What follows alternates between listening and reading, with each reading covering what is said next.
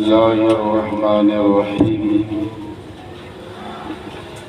وما محمد إلا رسول قد خلت من قبله الرسول أفإن مات أو قتل انقلب على عاقبيه صدق الله العظيم وبلغنا رسوله النبي المعين المتين الأمين الكريم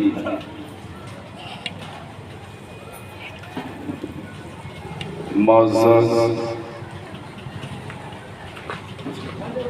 غلامان حسین اور معزز خواتین اسلام، آج محرم الحرام کی 8ویں شب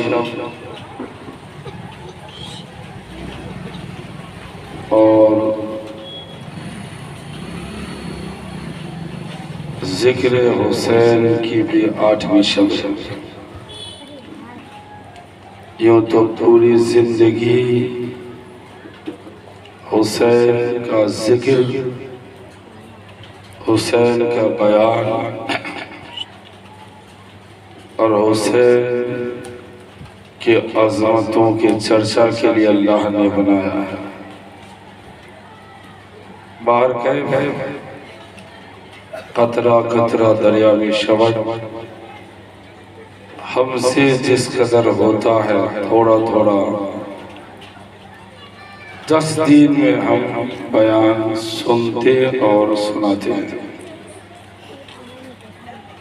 حسین پاک کی زندگی میں ایک ذات جو سب سے زیادہ اہمیت کے حامل ہے، وہ حضور کریم نبی آخر الزمان تاجدار مدینہ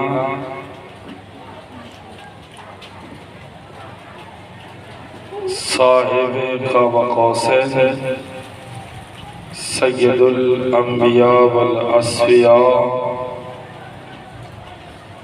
صلی اللہ تعالی علیہ وسلم کی زندگی مبارکہ ہے۔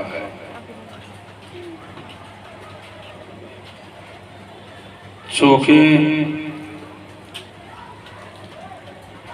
حضور نے حسین پاک کو اپنے دست نبوت سے سنوارا ہے، تربیت دی ہے، اور حضور نے حسین کو ہمہ وقت اپنی محبتوں سے نوازا ہے۔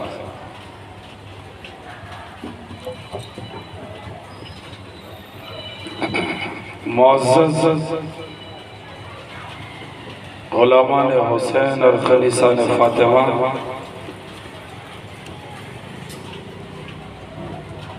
مدینہ اور حضور کی ذات مبارکہ، یہ دونوں بہت ہی اہمیت کے حامل اور ذات حسین میں ایک معنی خیز نعمت ہے۔ اللہ کے نبی صلی اللہ تعالی علیہ وسلم ہجرت کے بعد جس شہر کو اپنا قیام گاہ بنایا، وہ پاک زمین مدینہ ہے، وہ پاک شہر مدینہ شریف ہے، اور حضور نے اپنی حیات طیبہ میں صحابہ، مہاجرین اور انصار دونوں صحابہ اور صحابیوں کو مکمل تعلیمات کامل طریقے سے عطا کرتا ہے۔ حتیٰ کہ حجۃ الوداع کے موقع پر ایک آیت نازل ہوتی ہے اور یہ قرآن شریف کی سب سے آخری آیت ہے۔ الیوم اکملت لکم دینکم واتممت علیکم نعمتی۔ اللہ نے کہا محبوب ہم نے آپ کے دین کو آج مکمل کر دیا۔ یہ آیت جب نازل ہوئی تو صحابہ نے خوشی کا اظہار کیا، مگر ابو بکر بہت روئے۔ پوچھا گیا کہ اے ابو بکر رونے کی سبب؟ کہا اللہ نے اس آیت سے مصطفیٰ کو وصال کا پیغام فرمایا ہے کہ حضور دین کا کام مکمل ہو چکا ہے، دین کے احکام پورے ہو چکے ہیں، قوانین اور ضوابط ترتیب دے دیے گئے ہیں، قرآن میں نے مکمل نازل کر دیا ہے، ساری عبادت ریاست تو میں نے کما حق ہو جو آپ سے وعدہ کیا ہے سب دے دیا۔ اس لیے اے محبوب اب آپ کا دین مکمل ہو گیا، آپ کا مذہب مکمل ہو گیا، آپ کو میں نے جو دینے کا وعدہ کیا سب دے دیا۔ اس لیے یا رسول اللہ اب آپ اپنے رفیق اعلیٰ رب سے ملنے کی تیاری کریں۔ باہر کہ حضور پاک صلی اللہ تعالی علیہ وسلم مدینہ الرسول حج کے بعد واپس آتے ہیں، اور آنے کے بعد اللہ کے نبی صلی اللہ تعالی علیہ وسلم کی طبیعت 22 سفر درد سر سے آپ کی طبیعت بگاڑنی شروع ہوتی، سر درد سے بیماری شروع ہوئی اور وہ شدت پکڑتی چلی بڑھتی چلی گئی، کبھی افاقہ ہوا، کبھی پھر بیماری ہونے لگی، طبیعت اسی طریقے سے حضور پاک کبھی ناساز ہو جاتی اور کبھی تھوڑا سا اچھا ہوتا، حالات اسی حالت میں گزرتے رہے اور لوگ حضور کی بارگاہ میں حاضری دیتے رہے۔ قرآن عظیم میں ہے اذا جاء نصر اللہ، جب اللہ کی مدد آئی تو لوگ حضور کے دین میں فوج در فوج، جماعت در جماعت، قبیلہ در قبیلہ داخل ہونا شروع ہو۔ گویا کہ آقا کریم مدینے میں تشریف لائے اور پورے جزیرہ عرب کے لوگ مذہب اسلام میں آنے لگے اور اسلام کا بول بالا ہونے لگا۔ مذہب اسلام پوری دنیا میں پھیلنا شروع ہو جاتی ہے، حتیٰ کہ محمد الرسول اللہ کی طبیعت جب علیل ہوتی ہے تو اس علالت کے حالت میں اللہ کے نبی نے ابو بکر صدیق کو 17 وقت کی نماز پڑھانے کی اجازت دی، اور پھر حضور پاک صلی اللہ تعالی علیہ وسلم کی طبیعت اسی طریقے سے اور زیادہ خراب ہونے لگی، علالت بڑھ جاتی ہے، اور مزاج مقدسہ میں صحابہ کرام مزاج مقدسہ کو دیکھا کہ حضور کے مزاج مقدسہ میں علالت بہت ہے، ناسازگی ہے۔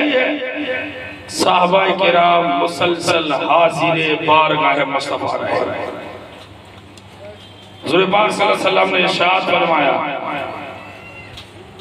ایک ترمذی شریف کی حدیث ہے اور تمام احادیث کریمہ میں ہے، مسلم شریف کی حدیث میں ہے کہ اللہ کے نبی نے کہا کوئی قلم اور کوئی تخت لے کے آؤ تاکہ میں لکھ دوں کہ میرے بعد تمہیں کیا کرنا تاکہ تم آپس میں لڑو نہیں۔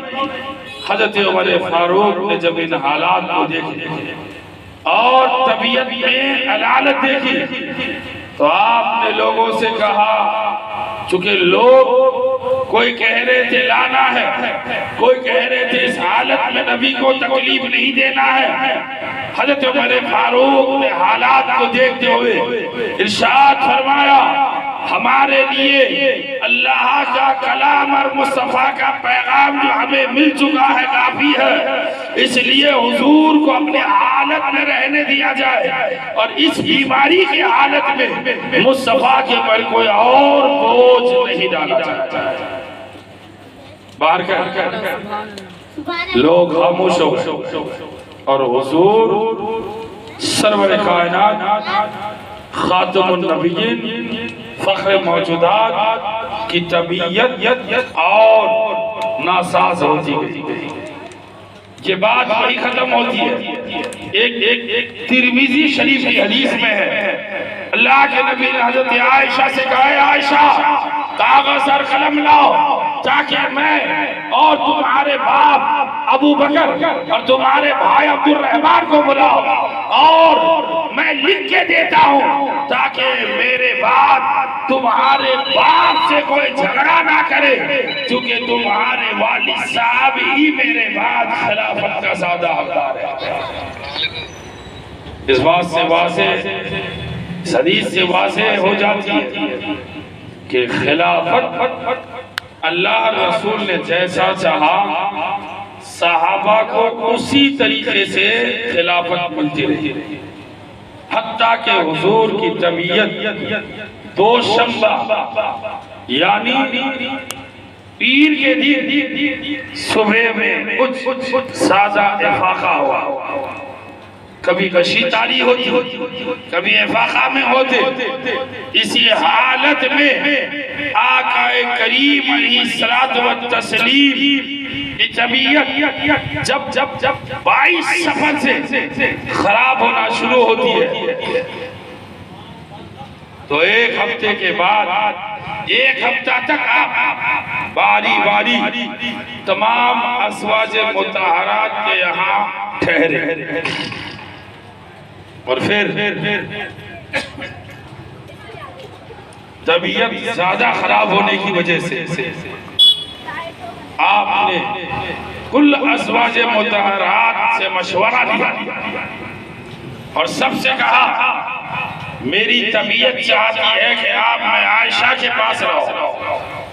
تمام ازواج مطہرات نے آپ کو اجازت دی اور آپ سے عرضی لگائی کہ حضور جو آپ کی مرضی ہے، جو آپ کی خواہش ہے، جیسا آپ چاہتے ہیں حضور ہم لوگ اس میں راضی ہیں، لہٰذا آپ حضرت عائشہ صدیقہ رضی اللہ تعالی عنہا کے یہاں ٹھہر سکتے باہر کر حضور اس کے بعد سیدہ عائشہ صدیقہ رضی اللہ تعالی عنہا کے یہاں ٹھہر گئے اور پھر آخری حیات ظاہری تک عائشہ صدیقہ کے ساتھ ہی عمرے۔ اس درمیان حالات ناسازگار بھی ہوئی، طبیعت اور مزاج میں کچھ تخفیف بھی ہوئی، کچھ بیماری میں اضافہ بھی ہوا اور دوشنبہ کی دوشنبہ کے دن اللہ کے محبوب صبح سویرے آپ کو تھوڑا سا افاقہ ہوا، راحت ہوئی اور پھر تھوڑی دیر کے بعد غشی تاری آئی۔ آقا کریم محمد رسول اللہ صلی اللہ تعالی علیہ وسلم کے پاس ایک پانی کا برتن رکھا ہوا تھا، آپ صلی اللہ تعالی علیہ وسلم اس برتن میں ہاتھ ڈالتے اور اپنے چہرے پہ پانی ملتے اور کہتے اللہم رفیق اعلیٰ سے ملاقات کی خواہش مند ہوں، اے اللہ میں تجھ سے ملنا چاہتا ہوں، اے مولا مجھے اپنے قرب خاص میں پھر سے بلا لے۔ یہ اللہ کے نبی دعائیہ جملات اور اللہ کی بارگاہ میں دعا اور التجا کرتے رہے، اور بار بار اپنے مبارک ہاتھوں سے اپنے چہرہ مقدسہ کو پانی سے تر کرتے رہے۔ اسی بیچ عبد الرحمن بن ابو بکر مسواک کرتے ہوئے آئے۔ حدیث شریف میں ہے حضور ان کے طرف دیکھنے لگے اور بولنے کی علالت کی وجہ سے سخت نہیں رکھتے تھے۔ حضرت عائشہ نے کہا یا رسول اللہ کیا آپ مسواک لینا چاہتے ہیں؟ حضور نے اشارہ کیا ہاں۔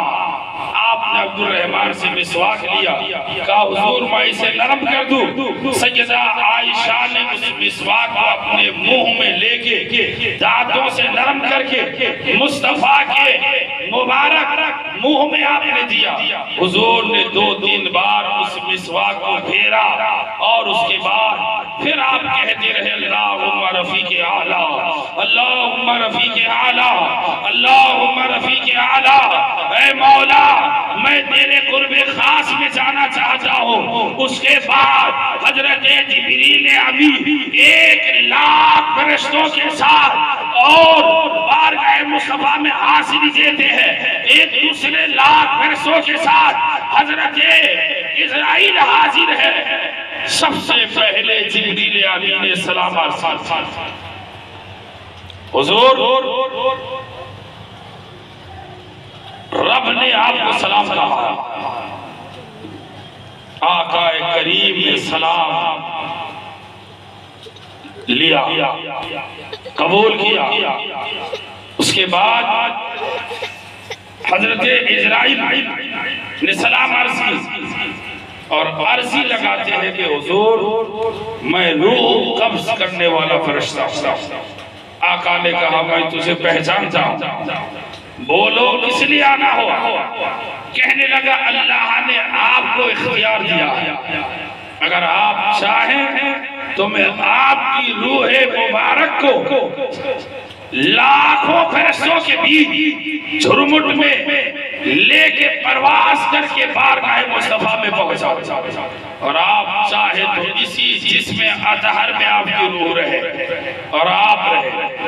جبریل امی فوراً عرض کرتے ہیں حضور اللہ آپ کے دیدار کا مشتاق ہے، اللہ آپ سے ملاقات چاہتا ہے، اللہ آپ کے دیدار کا خواہش مند ہے، اللہ آپ کو قرب خاص میں بلانا چاہتا ہے۔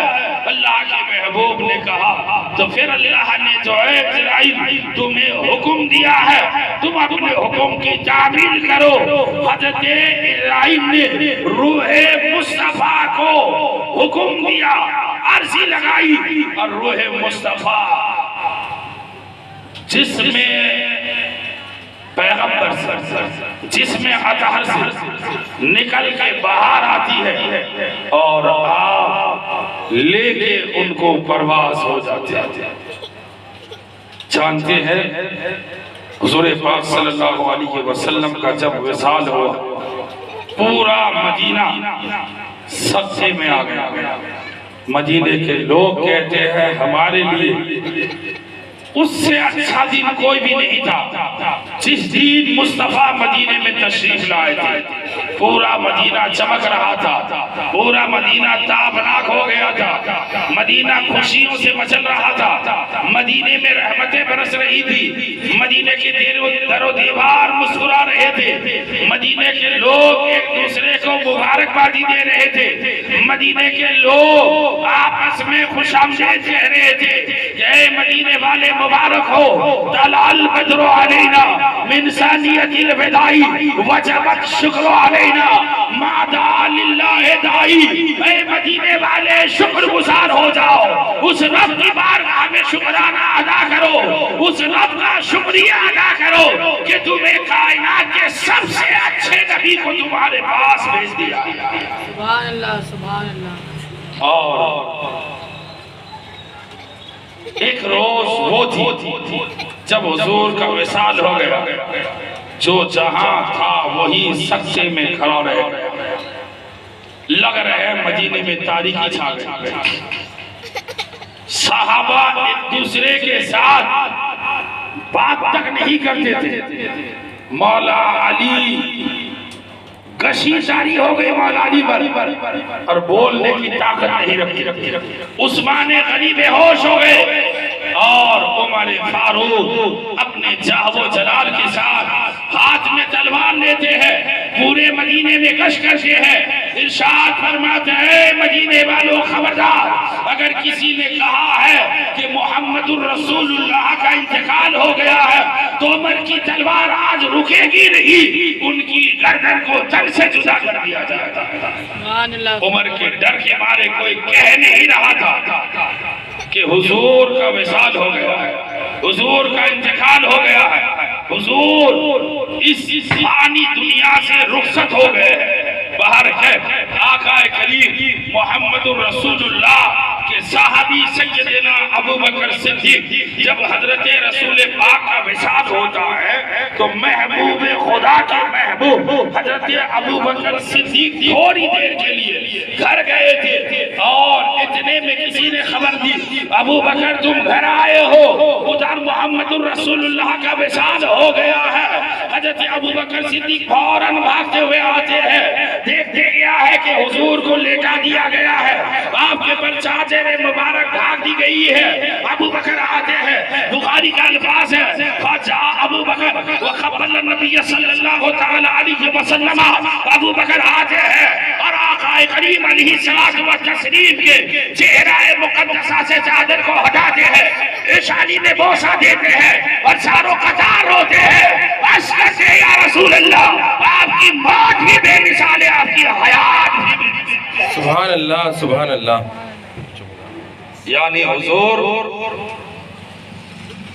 آپ کی موت اور حیات دونوں ہی بے مثال ہے. ابو بکر نے بوسہ دے کے یہ ظاہر کر دیا بزرگوں کو بوسہ دینا، والدین کو بوسہ دینا ابو بکر کی سنت ہے. بے شک بے باہر کیا اس کے بعد ابو بکر نے ایک ایک شخص سے پوچھا مگر کسی نے کوئی جواب نہیں دیا.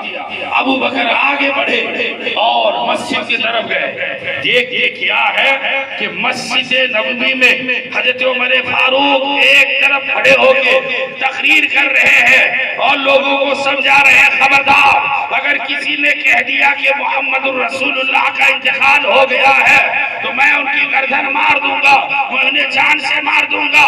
اللہ کے نبی کے صحابی ابو بکر نے کہا عمر تفضل بیٹھ جا. اور میرے فاروق نے ایک نہ سن.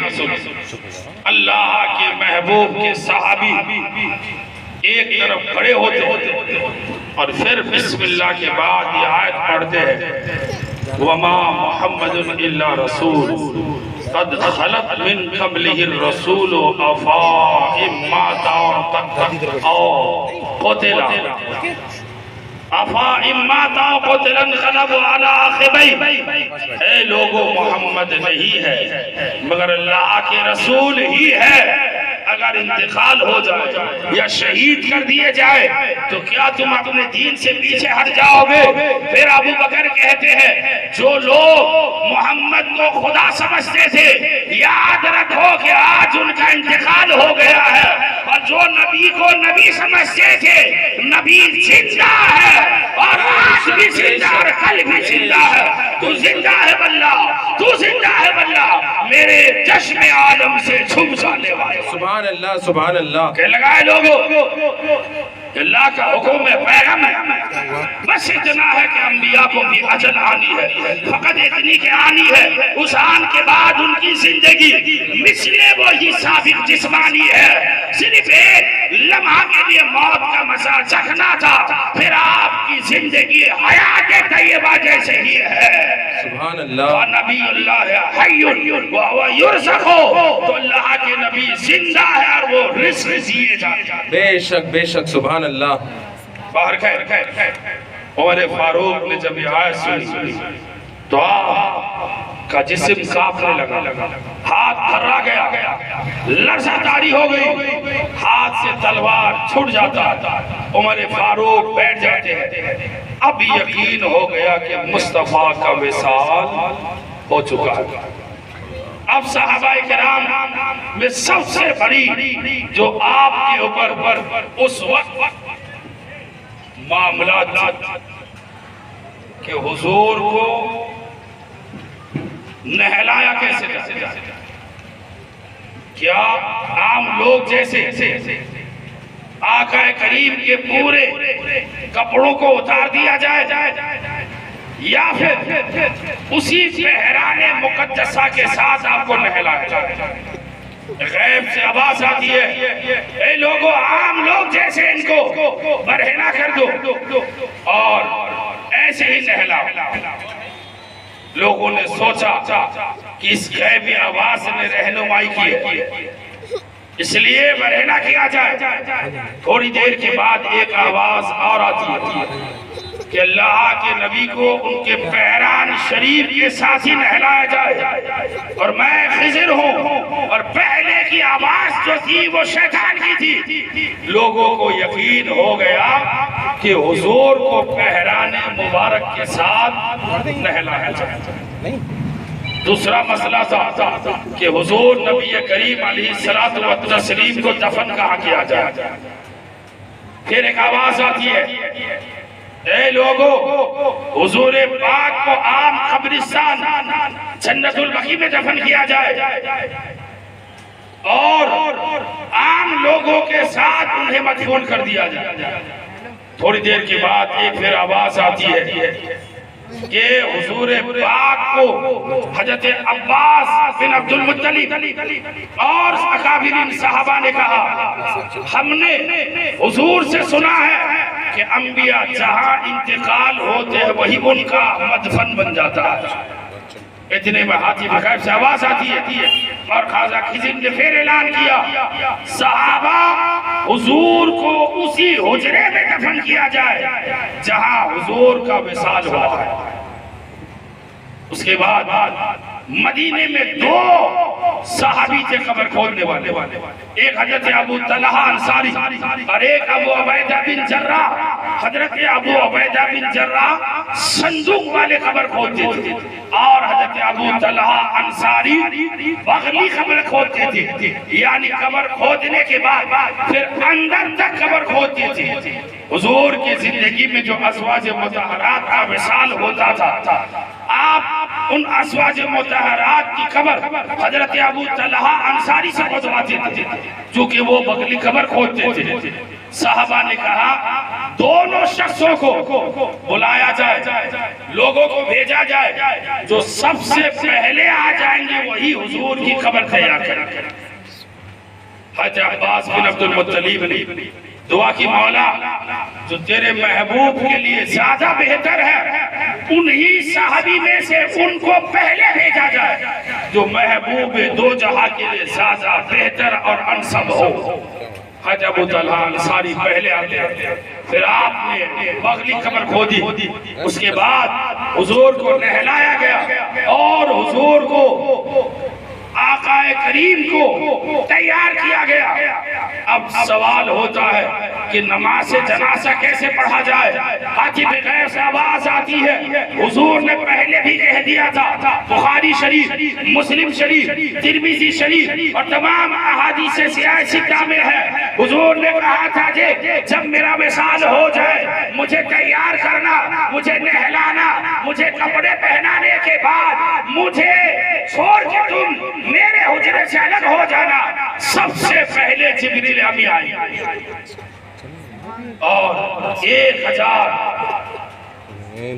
ملائکہ کی فوجوں کے ساتھ، 1,00,000 فوجوں کے ساتھ آپ آتے ہیں، سلام پیش کرتے ہیں، میکائیل آتے ہیں، اسرافیل آتے ہیں، اسرائیل آتے ہیں اور ہر فرشتے کے ساتھ 1,00,000 اکابرین ملائکہ فرشتے موجود ہوتے ہیں۔ جب ان کا سلام پیش کرنا ہو گیا تو مدینے میں لوگ حضور کے حجرے میں، چونکہ اندر جگہ کم تھی اس لیے لوگ تھوڑے تھوڑے کر کے اندر جاتے رہے اور آپ کی بارگاہ میں درود و سلام پیش کرتے رہے. پھر لوگوں کے بعد عورتیں گئی، عورتوں کے بعد بچے گئے. آخر میں جب خلافت کا معاملہ متعین ہو گیا، سیدنا ابو بکر صدیق رضی اللہ تعالی عنہ نے نماز جنازہ پڑھی اور اس کے بعد آپ کو آپ کی قبر مبارک میں مدفون کیا گیا. اب جانتے ہیں آقا کریم کے دفن ہونے کے بعد صحابہ کہتے جب ہم نے مٹی دے کے ہاتھ جھاڑا ایسے کہ مٹی اتر جائے تو صحابہ کہتے ہمارے سینوں سے ایمان کی حلاوت نکل گئی، ایمان کی لذتیں نکل گئی اور ہمیں محسوس ہوا کہ اب وہ لذت موجود نہیں ہے جو زمانہ مصطفیٰ میں ہمارے ایمان میں موجود تھا. گویا کہ حضور کی حیات طیبہ صحابہ کے لیے، کل کائنات کے لیے مبارک اور برکت اور سعادت والا زمانہ تھا. حضور کی حیات طیبہ سعادت والی حیات تھی. باہر کیف حضور کے وصال کے بعد زمانہ گزرتا گیا، زمانہ چلتا گیا. آخر کر سن 557 ہجری میں نور الدین جنگی رحمت اللہ علیہ جو بادشاہ تھے ان کو آقا کریم نے خواب میں دکھایا. 500 سال کے بعد، 557 سال کے بعد، اے نور الدین مدینے میں آؤ. اور آنے کے بعد یہ 2 شخص ہیں جو میری قبر کے پاس پہنچ چکے ہیں سرنگ کے ذریعے سے. ان کو پکڑو اور اسے سزا دو اور میری قبر کی حفاظت کرو. نور الدین جنگی نیند سے بیدار ہوتے ہی وزیر کو لیتے ہیں اور 20 خاص سپاہی کو لیتے ہیں اور یہ بات راز رکھتے ہیں کہ مجھے کہاں جانا ہے. ان لوگوں سے کہا کہ میرے پیچھے پیچھے چلو. بہت سارا مال و متاع لے کے مدینہ پاک کے لیے روانہ ہوتے ہیں اور مدینہ پہنچنے کے بعد نور الدین جنگی بادشاہ جو تقوی و پرہیزگاری کے سراپا تھے، اپنے حیات میں بہت ہی متقی و پرہیزگار تھے. انہوں نے مصطفیٰ کو خواب میں دیکھا. آپ کے چہرہ مبارکہ میں رونق آ گئی، آنکھیں آپ کی کھلملا گئی، روشن آنکھیں آپ کی چمک اور دمک سے اور اجالا ہو گئی.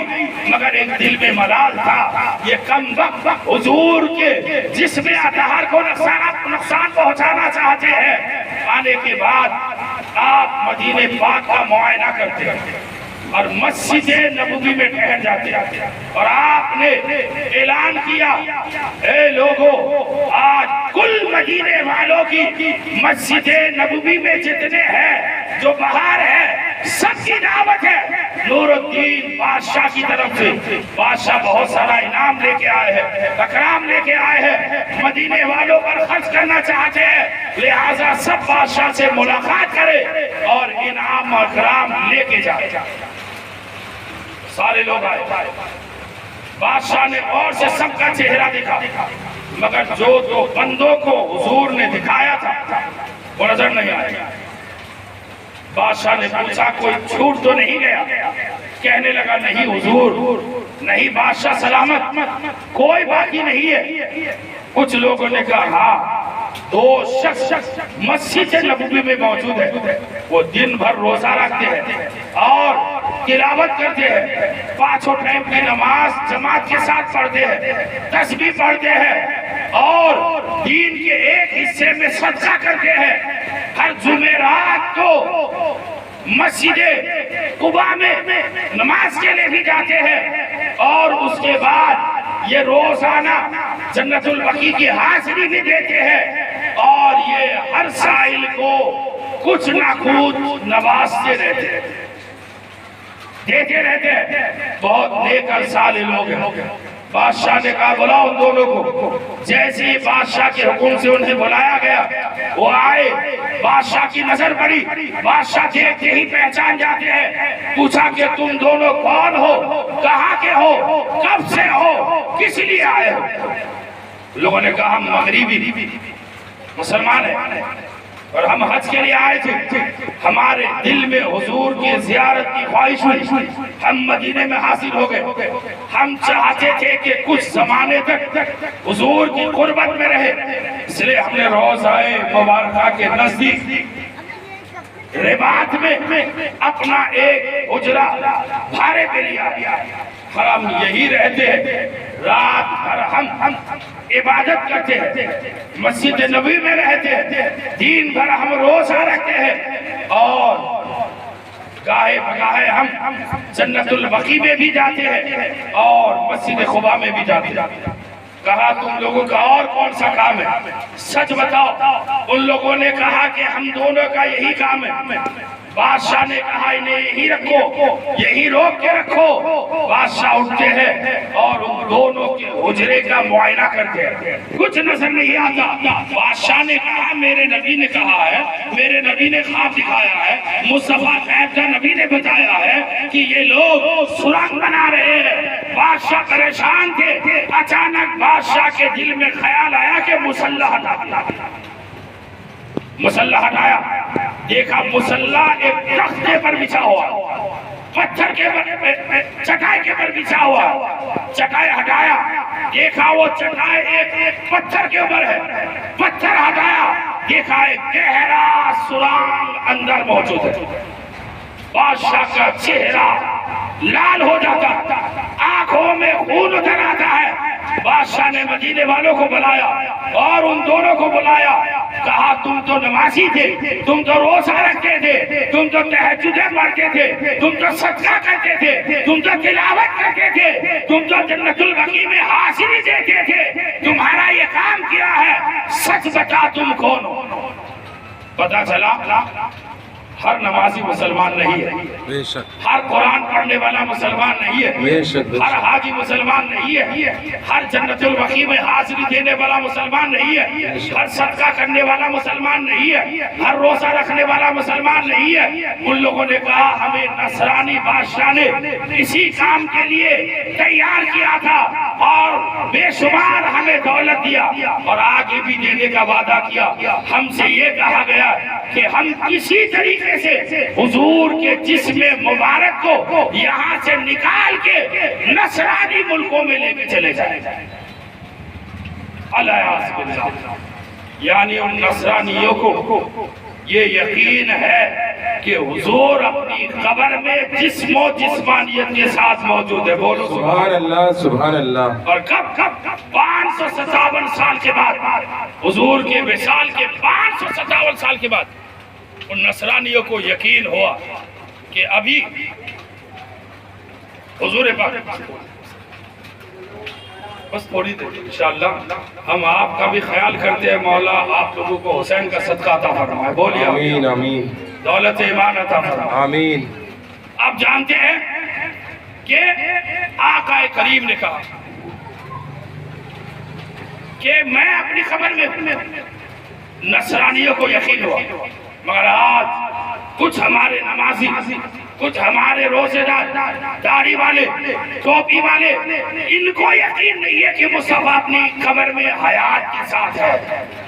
آقا کریم کے غلاموں نے کہا تو زندہ ہے واللہ، تو زندہ ہے واللہ، میرے چشم عالم سے چھپ جانے والے یقیناً تاجدار مدینہ زندہ ہے۔ بادشاہ نے ان دونوں کو سب کے سامنے قتل کیا اور حضور کے مزار مقدسہ کو چاروں طرف سے جہاں تک پانی نکلتا تھا وہاں تک آپ نے کھدوایا گہرائی کے ساتھ، اور شیشہ چلائی ہوئی دیوار سے آپ کے روضہ مقدسہ کو محفوظ کر دیا۔ سبحان اللہ، سبحان اللہ۔ اور آج بھی حضور، اچھا حضور یہ کام خود کر سکتے تھے، نور الدین بادشاہ سے مدد لینے کی ضرورت کیا ہے؟ تو آقا نے اس لیے مدد نہیں لیا کہ حضور محتاج ہے، بلکہ آقا نے یہ بتایا کہ میں چاہتا ہوں کہ اس بہانے میں پوری کائنات میں نور الدین کا نام ہو جائے اور لوگوں کو یقین ہو جائے کہ مصطفیٰ آج بھی اپنی قبر مقدسہ میں زندہ ہے۔ سبحان اللہ۔ اور اس کی واضح دلیل جب ابو بکر کا وصال ہوا تو حلب خاندان کے کچھ لوگ اس وقت کے جو حکیم تھے، اس وقت کے جو کچھ لوگ تھے، ان کو پیسے دے کے خرید ابو بکر کے وصال کے بعد جب مدینے میں یہ لوگ بادشاہ ہوئے، انہوں نے چاہا کہ ابو بکر کو وہاں سے نکال دیا جائے۔ 40 لوگ ماں ساز و سامان کی باب السلام کی طرف سے داخل ہوتے، بادشاہ کا اعلان ہوا آج مسجد نبوی میں کوئی نہیں رہے گا، اور ایک شخص اپنے آپ کو مجنون بنا دیا، دیوانہ بنا لیا، اور مسجد نبوی کے کونے میں وہ بیٹھا رہ گیا، پاگل جیسے حرکتیں کرتے، لوگوں نے پاگل کہہ کے انہیں چھوڑ دیا۔ باہر وہ 40 لوگ جب باب السلام میں آئے، ابھی وہ مسجد نبوی تک پہنچ بھی نہیں پائے تھے کہ زمین نے اسے اپنے اندر دھسا لیا، ماں ساز و سامان کے، اور زمین برابر ہو گئی، نہ کوئی نشانی بچی اور نہ کوئی ان کا آتا بتا رہا۔ سبحان اللہ، سبحان یعنی اللہ۔ اللہ ایسا بھی اپنے حضور کے چاہنے والوں کے لیے کرتا ہے۔ بتانا یہ ہے کہ یقیناً اللہ کے محبوب زندہ ہے، اور وصال مصطفیٰ کے بعد پہلا خلیفہ اللہ نے ابو بکر کو بنایا۔ بے شک، سبحان اللہ۔ بعد الانبیاء افضل البشر بعد الانبیاء سیدنا ابو بکر صدیق خلیفہ ہوتے ہیں، اور دنیا اسلام میں محبت نبی، پیغام نبی اور دین نبی کی تبلیغ کرتے ہیں۔ لوگوں کو آپ مختلف ممالک میں بھیجتے ہیں تاکہ لوگ وہاں پہنچے اور دین مصطفیٰ ان تک پہنچا، حتیٰ کہ پورے جزیرہ عرب میں اسلام پھیلنے لگا، عرب سے باہر پھیلنے لگا، اور اسلام اسی شان و شوکت کے ساتھ آگے بڑھتا رہا۔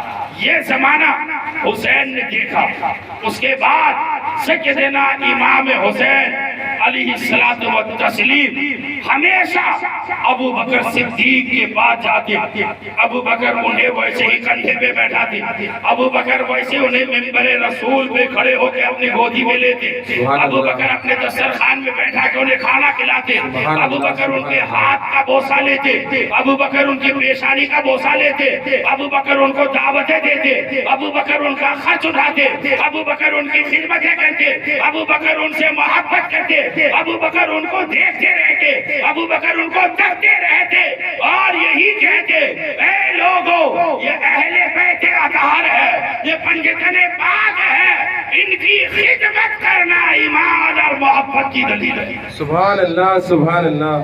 یعنی ان سے محبت کرنا ابو بکر کی سنت ہے، حضور کی سنت ہے، اور آخری ٹائم تک ابو بکر نے تمام اہل بیت اطہار اور تمام اہل بیت ازواج مطہرہ اور تمام خاندان نبی کے لوگوں کی خدمت کرتے۔ حضور کے وصال کے بعد سجدہ کائنات خاتون جنت غمگین ہو جاتی، اور اسی غم میں چھٹے مہینے میں آپ بیمار ہوتی ہے، اور آپ اسی بیماری میں حضرت مولا کل مشکل کشا کرم اللہ وجہ الکریم کو آپ ایک دن بلاتے ہیں، اور ایک دن آپ حسنین پاک کو پہلے اچھے سے غسل دلاتے ہیں، اور کہتے ہیں میں آج اپنے ہاتھ سے امام حسن میرے لال کو نہلا دیتی ہوں، میرے لال حسین کو نہلا دیتی ہوں، سیدہ زینب کو نہلا دیتی ہوں، نہ جانے میرے بعد میرے بچے کس طریقے سے رہیں گے، کوئی نہلائے گا نہیں نہلائے گا، خیال کرے گا نہیں کرے گا۔ سیدہ فاطمہ آپ کی عصمت اور محبتوں پہ قربان، آج آپ نے اپنے ہاتھوں سے امام کو نہلایا ہے، کر کر کربلا کے میدان میں انہی مقدس جسم اطہار کے اوپر لوگ تیر برسائیں گے، تلوار چلائیں گے۔ سوچو سیدہ کے جسم مبارک، سیدہ کائنات کے بیٹوں کے جسم مبارک پہ جب تیر چلا ہوگا، سیدہ کا حال کیا ہوگا، سیدہ کے دکھ کا عالم کیا ہوگا، کائنات کے نبی اور 18,000 مخلوقات کے داتا کے دل کے اوپر کیا گزر رہا ہوگا۔ یقین جانو جس نے مصطفیٰ کو عصیت پہنچائے، جس نے فاطمہ کو عصیت پہنچایا، جنہوں نے علی مرتضیٰ کو عصیت پہنچایا، خاندان نبی کو تکلیف دی، آقا نے ارشاد فرمایا ایسے شخص کے اوپر اللہ اور رسول کی لعنت فی دنیا والآخرہ، دنیا میں بھی ہے اور آخرت میں بھی ہے۔ بے شک بے شک۔ باہر کر سیدہ نے علی کو بلایا اور کچھ وصیتیں اور کہا اے علی مرتضیٰ، یہ ایک چھوٹا سا رفتار ہے، آپ اسے میرے کفن کے اندر رکھ دیں گے مگر اسے پڑھیں گے نہیں، اسے آپ کھول کے نہیں دیکھیں گے۔ باہر کر حضرت علی نے کہا ٹھیک ہے، اور کچھ وصیتیں کی کہ میرے وصال کے بعد میرا جنازہ رات کے اندھیرے میں مدینے والوں کو خبر نہیں دینی، بھیڑ بھڑا کا مت کریے، چونکہ لوگ مجھے زندگی میں جو نہیں دیکھتے، میں نہیں چاہتی کہ فاطمہ کے جنازے کو کوئی دیکھے، لہذا تنہائی میں رات کے اندھیرے میں مجھے جنت البقیع میں دفن کیا گیا۔ باہر کہہ سیدہ النساء خاتون جنت علیہ الصلوۃ والتسلیم کے وصال اور سیدہ النساء کے وصال کے بعد آقا کریم کے خلیفہ سیدنا علی مرتضیٰ رضی اللہ تعالی عنہ نے وہ رکا کھول کے دیکھا۔ جانتے ہیں دیوانہ حسین، جانتے ہیں خواتین اسلام اس رکا میں کیا لکھا تھا؟ اس رکا میں لکھا تھا اللہ کی طرف سے یہ رکا ہے، سیدہ آپ چاہتی ہو کہ آپ کے مہر کے بدلے میں، آپ کے دین مہر کے بدلے میں آپ کے والد صاحب کے امت کو بخش دیا جائے، تو میں رب وعدہ کرتا ہوں کہ آپ کے مہر کے بدلے میں آپ کے والد کے کلمہ پڑھنے والوں کو میں بخش دوں گا۔ سبحان اللہ سبحان یہ اللہ۔ رکا سیدہ کے کفن میں رکھ دیا گیا، اور باہر کیف سیدۃ النساء خاتون جنت کو اسی رکے کے ساتھ دفن کیا گیا۔ آپ جانتے ہیں سیدۃ النساء خاتون جنت کہ یہ رکا رکھوانے سے یہ واضح ہوتا ہے کہ ہم جو عہد نامہ رکھتے ہیں، شجرہ رکھتے ہیں، یہ ہمارا کوئی نیا طریقہ نہیں ہے، بلکہ یہ سیدۃ النساء فاطمہ الزہرا رضی اللہ تعالی عنہا کا بتایا ہوا نسخہ ہے۔